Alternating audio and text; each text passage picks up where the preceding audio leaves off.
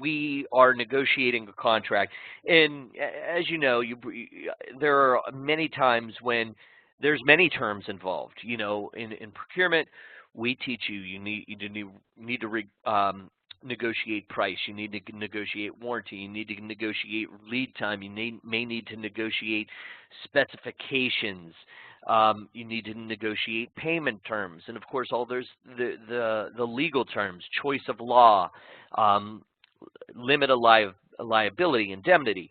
Wow, there's a lot of things that you can negotiate, and it's critical if you discuss them and reach agreement with your supplier on those terms that you include what you've agreed to in the contract. Everything that you've discussed, negotiated, and agreed upon should be included in writing. Don't think, oh, the only thing that's important is price and lead time, what have you.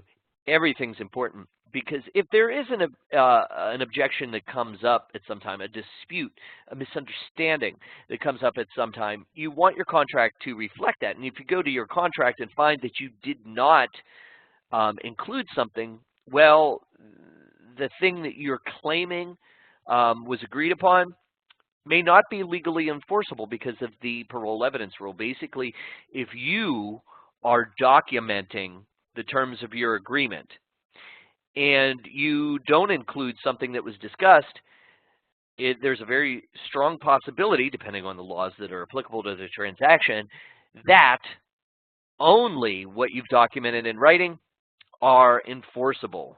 Basically the law takes a look at it and says, hey, if you read what they call reduced to writing what you've agreed upon, then that what you've reduced to writing forms the entirety of your agreement. And yeah, you may say you've negotiated warranty, but if you didn't document that in the contract, but you've documented other things, then the warranty that you're claiming it was part of what was negotiated may not be legally enforceable. So important things to keep in mind. And again, that's called the parole evidence rule. All right, now let's switch gears a bit and talk about choosing a form of agreement. For most purchases, a purchasing organization can use a general goods or services agreement. However, there are special situations that require different forms of agreement. Here are just two of the many such situations. First, in cases where a purchasing organization is facing time limitations to complete a project, it does not have the luxury of working out all terms and conditions with a supplier before beginning work on the project. While we would like to ultimately not start doing business with the supplier until all things are ironed out, daily realities of business may prevent that from happening. So, in these cases, purchasing organizations will often use a letter of intent to document agreement with the supplier on the most critical points of the agreement in order to begin work on the project while working out an agreement on the other terms and conditions.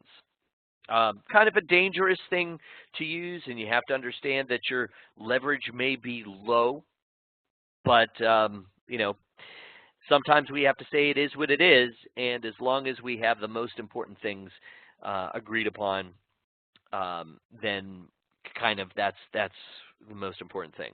Now, secondly, it's common for manufacturers to seek to gain an advantage over their competitors by introducing innovations in their designs.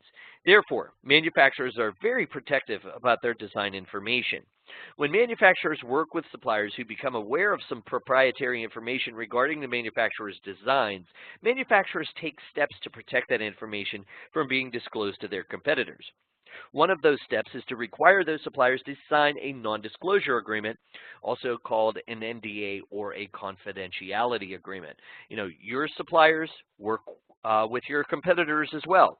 So you want to be careful in making sure that you're not giving information to your suppliers that they can freely hand over to your competitors. You obviously want to crush the living daylights out of your competitors, right? So, you want your suppliers to know how important the information is that you're going to be sharing with them, and to make sure that they don't share that with your suppliers.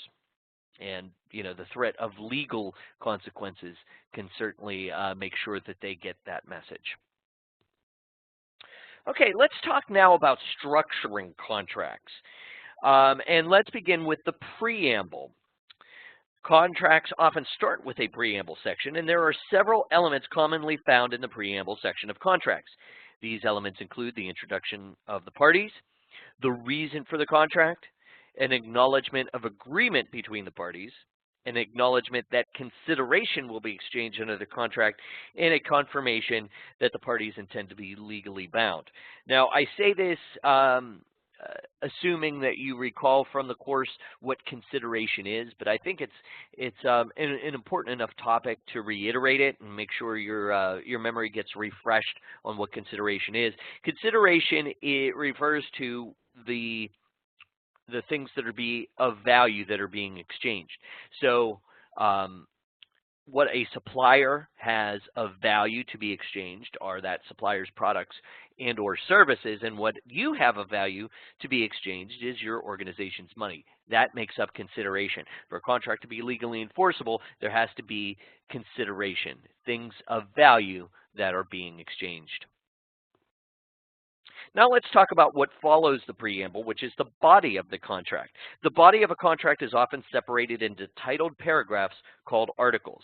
The titles of articles allow the reviewer of a contract to quickly identify the location of certain provisions, but are not necessarily intended to support the legal interpretation of the articles to which they are assigned. In many cases, the articles are also numbered. A purchasing professional like yourself has to be careful when inserting new articles into a numbered contract, as doing so may affect references throughout the contract. Specific things that you need to do include, when you're inserting new articles, is that you have to increment by one the article numbers after the inserted article. So if you have 3 articles, Article 1, Article 2, Article 3, and you want to insert a new article between the existing Article 1 and Article 2, then the existing Article 2 has to become Article 3, and the existing Article 3 has to become Article 4. You will also have to change any references within the contract to the inserted article or articles that come out after the inserted article. So again, using this same example, if you have Article 1, 2, and 3, and Article 1 refers to a term in Article 2, and you cite that, and Article 1 also refers to something in Article 3, and then you insert a new article between Article 1 and 2, then the references to the old Article 2 have to now say Article 3, and the references to the old Article 3 now have to say Article 4. And it's an important part of proofreading. Also, you have to update the table of contents to properly reference the newly modified article numbers and page numbers. Okay, the last topic we will review before we get to our Q&A section refers to the contract structure. Now, many organizations prefer concise contract bodies and also use templates for their contracts so that their employees do not have to create a completely new contract each time that a contract is needed. However, sometimes the terms of a specific agreement are more voluminous than is typical and therefore are difficult to incorporate into a concise contract body or an existing template. So well-planned contract templates will be developed such that unusually voluminous terms can be easily incorporated into the contract in the form of an exhibit. And where we see this most helpful is things like price lists and specifications.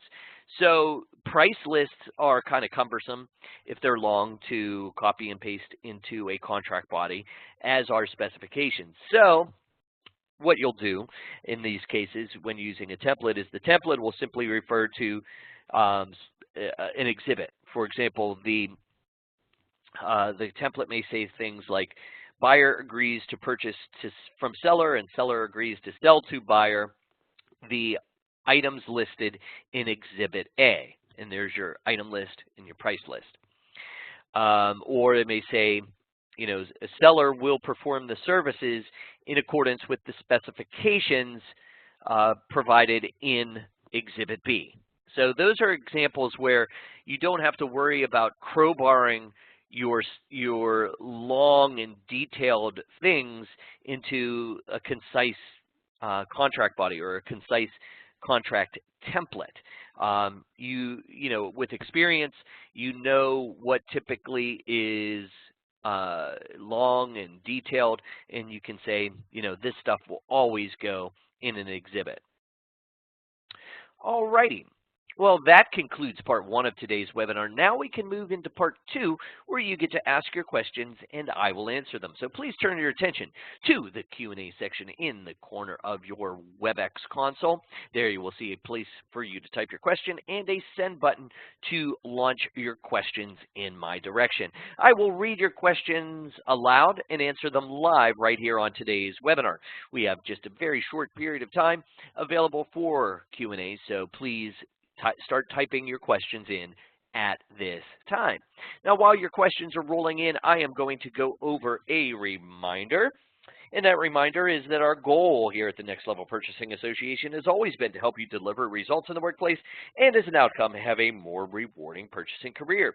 These webinars are designed to help you retain what you've learned in our courses so that you can be at the top of your game throughout your entire career, not just immediately after training. Simply put, we want you to benefit from our training forever. We have 4 webinars for each course. We offer them quarterly, and they will repeat every year. So you can see on the screen, this is retention webinar number 1. And, you know, we'll go to number 2 3 months from now, 3 months from then, number 3. And then we'll go to number 4, and then back to number 1. I encourage you to attend every webinar, even if you've already been to it in the prior year. And the point of my recommendation is so that you can continually keep the knowledge fresh in your mind. Okay, it does not look like any questions have rolled in. So if you are typing at the moment, you may want to type faster and hit that send button so your question can come to me in the next few seconds. Otherwise, I will be wrapping up today's webinar. So give you just another second or so. Doesn't look like any questions have been asked.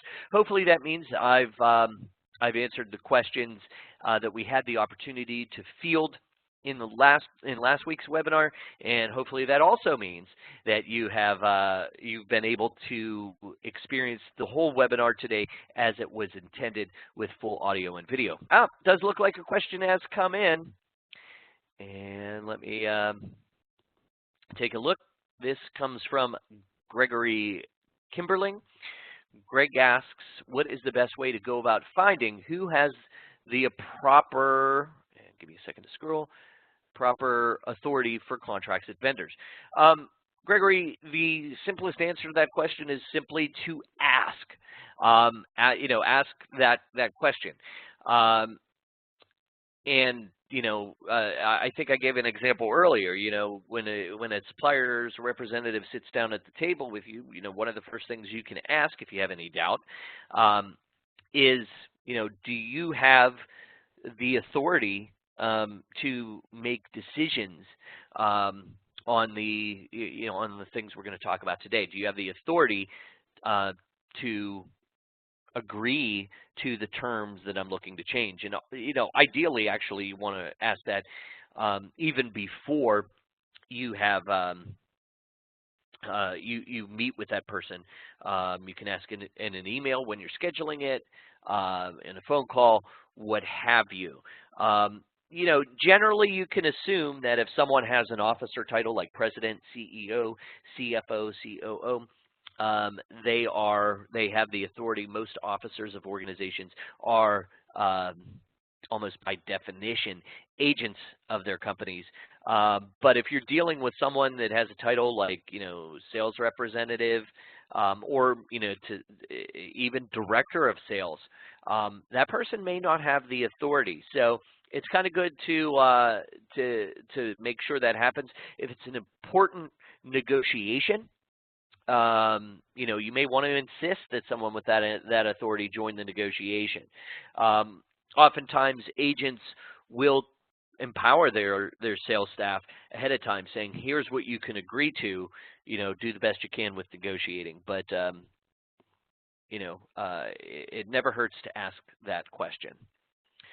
Okay, Gregory's question was the only one that has come in. So, unless something pops up in the next few seconds, I'm going to be wrapping things up for today. The next retention webinar for supply management contract writing will be in July. So you'll receive an email closer to that date and time with registration instructions. And if you have completed our course 14 Purchasing Best Practices, we have a retention webinar coming up for that next week. And if you have not received the registration link to that by email, please contact our offices. If you've completed that class, you are more than welcome to attend and would love to see you there. But regardless, going to sign off now. This is Charles Dominic for the Next Level Purchasing Association. Thanking you very much for joining me today and wishing you all a beautiful weekend. Good day, everyone.